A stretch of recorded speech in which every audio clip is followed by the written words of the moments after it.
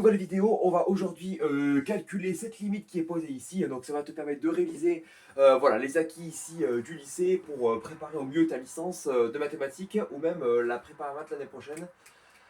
Si tu y vas. Donc ici, on va calculer cette limite-là. Donc limite lorsque x tend vers plus l'infini de racine de x2 plus 4x plus 1 moins la racine de x2 plus x plus 3. Bon, tu connais sûrement cette méthode. Ici, je vais employer la méthode de la quantité conjuguée. Hein. C'est assez utilisé lorsque ici, on fait une soustraction de 2 racines carrées. Donc ici, on multiplie par la quantité conjuguée de la quantité posée ici.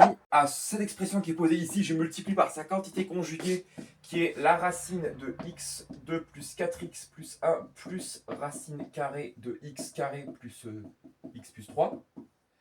Et bien évidemment, pour rien changer, je requotiente par la quantité qui est posée ici, c'est-à-dire par racine carrée de x carré plus 4x plus 1 plus la racine carrée de x carré plus x plus 3. D'accord? Ok. Donc voilà, et j'évalue la limite de tout ça, hein, d'accord, ici. Donc ensuite, là, c'est du a moins b facteur de a plus b, donc ça me donne a carré moins b carré avec l'identité remarquable, sauf que ici, avec les racines carrées, c'est assez pratique, parce que ça va nous donner ça au carré moins ça au carré, d'accord? Donc le numérateur, il devient ça au carré, c'est-à-dire x carré plus 4x plus 1, moins ça au carré, c'est-à-dire x carré plus x plus 3, d'accord? Le tout divisé par ceci, c'est-à-dire par la racine de x carré plus 4x plus 1, plus la racine de x carré plus x plus 3. Ici, je simplifie par conséquent mon numérateur. Hein. Là, ici, les x carrés se simplifient, les x, j'en ai plus que 3. Ok, et après, j'ai une constante moins 2 qui apparaît. Le numérateur devient 3x moins 2. Hein. Voilà, d'ailleurs, je ne l'ai pas dit au départ, mais je l'ai marqué ici. Hein. Entre temps, ça c'est une forme indéterminée parce que là ici, lorsque x tend vers plus l'infini, les deux polynômes du second degré tendent vers plus l'infini par somme et par composition avec la fonction racine carrée, ça tend vers plus l'infini, hein, donc on obtient l'infini moins l'infini et ça c'est une fi, d'accord? Donc c'est pour ça que je transforme avec la quantité conjuguée et là du coup j'obtiens cette forme là, sauf que là on est toujours sur une forme indéterminée parce que là c'est du plus l'infini sur du plus l'infini, l'infini sur l'infini c'est une fi, hein, donc ça c'est les propriétés de ton cours, ok.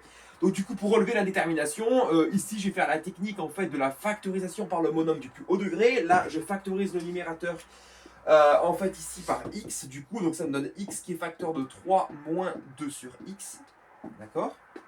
Et en fait, au dénominateur, ce que je vais faire, c'est que je vais factoriser tout simplement ici les deux polynômes par x au carré par le monôme du plus haut degré. D'ailleurs, ça va être pratique parce que par produit de racine, ça va faire sortir un x et par factorisation, je vais obtenir un x qui va être facteur d'un bloc et donc je vais pouvoir le simplifier.